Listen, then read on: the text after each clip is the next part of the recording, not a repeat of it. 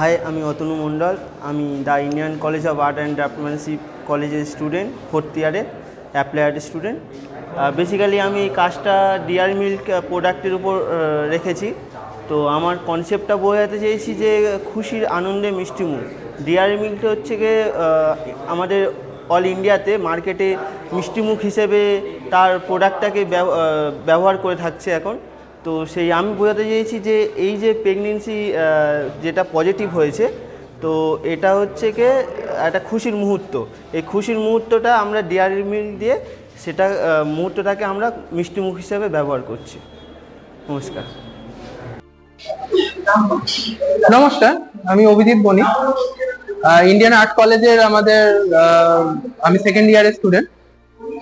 এটি একটি পেইন্টিং আমার এই বছরে করা, দেখাতে বলবো।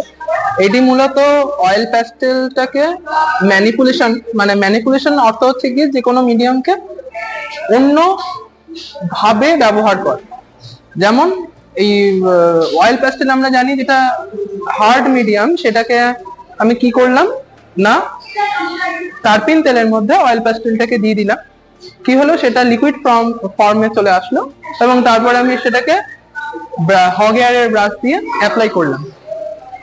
মূলত এই কাজটি আমার নিজেকে তুলে ধরা, এছাড়া আমি অন্যান্য ঘরে যেতে বলবো। চলুন। এটা টাইটেলটা হচ্ছে কি টাইগার্স বার্ক, মানে বাঘের ছাল নিয়ে এই কম্পোজিশনটা করা। আমাদের একদম রুট বলতে গেলে কালীঘাট পটচিত্র, সেইখান থেকে আমি এটা ইন্সপায়ার হয়েছি। বিভিন্ন ইমেজারি থেকে কালেক্ট করা কিছু ইমেজ থেকে কালেকটিভ করে সেটাকে জুড়ে দুটো উইন্ডো দিয়ে আমরা এই ছবিটাকে দেখছি। আসলে মূলত দুটো উইন্ডোর মধ্যে দিয়ে একটা দিয়ে আমি এইটাও যদি একটা ছবি ধরি, এটা একটা কম্পোজিশন, আবার এটা যদি একটা ধরি, এটা আরেকটা কম্পোজিশন, আবার দুটোকে যখন মার্চ করছি পুরোটা আরেকটা কম্পোজিশন। চলুন আমরা অন্য ঘরে যাই। এটা আমার করতে প্রায় 1 মাসের উপরে সময় লেগেছে। মূলত আমার বাড়ির সামনের একটি বাড়িতে, সেটা একজন পরিত্যক্ত বাড়ি, অ্যাবান্ডন্ড বাড়ি। সেখানে বাড়ির মালিক সেটা বিক্রি করে চলে যায় এবং এই গাছটি দিয়ে আমি ছোটবেলা থেকে মাকে দেখে আসছি ফুল তুলে পুজো দিতে। সেই গাছটিকে 1 নিমিষের মধ্যে আমি দেখি সেই গাছটি আর নেই বলতে পুরো গোড়া থেকে উপড়ে ফেলে দেওয়া হয়। আমি যথারীতি সেই গাছটিকে ঘরে তুলে নিয়ে আসি এবং সেই গাছটিকে আমি পেনের মাধ্যমে পেপারের উপর ফুটিয়ে তুলি। এই সিরিজের আমার দুটো কাজ আছে।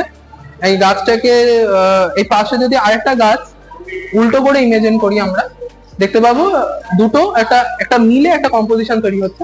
এটা সাইজ আছে 5 ফুট বাই 22 ইঞ্চি। অন্য ঘরে যাই। নমস্কার, এটা আমার 4র্থ কাজ। এটা অয়েলে করা ক্যানভাসের উপরে। এটা জোহান্স ভার্মিরের একটি বিখ্যাত কম্পোজিশন।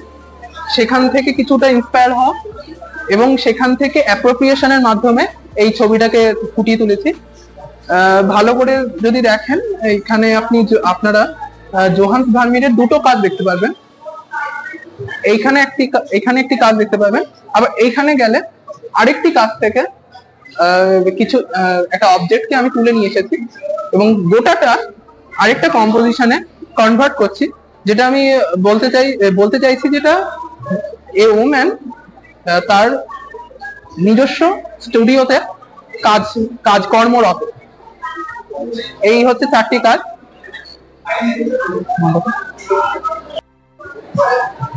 নমস্কার, আমি অর্ঘ।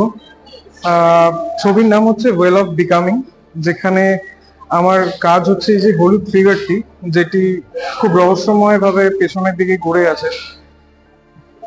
এ নিজের জীবনযাত্রার একটি গল্প এবং কিছু কথা বলছে।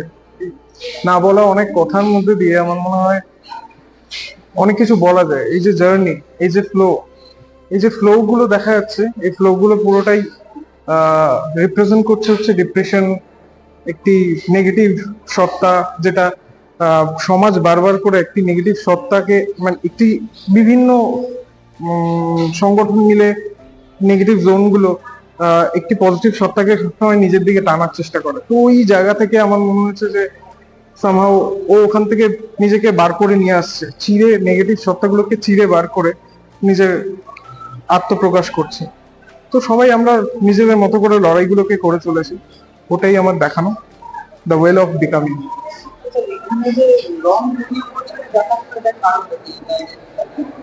এর কারণ হচ্ছে এই যে ফ্লো ফ্লো হচ্ছে গতি, এবং এই ফ্লো এর মধ্যে দিয়ে আমার মনে হয় এই ফ্লো এর যে কালার প্যালেট গুলো বিভিন্নভাবে একটি খুব ডিপ্রেসিং এবং নেগেটিভ একটি স্পেসকে রিপ্রেজেন্ট করছে। এবং এই যে ট্রেনটি দেখছেন, ট্রেনটির মধ্যে দাঁড়িয়ে আছে এবং সে বাইরের দিকে তাকিয়ে আছে, দর্শক তাকে বারবার করে টানার চেষ্টা করছে, কিন্তু সে যাচ্ছে না, সে স্ট্রিক্টলি নিজের ওপর বিশ্বাস রেখেছে।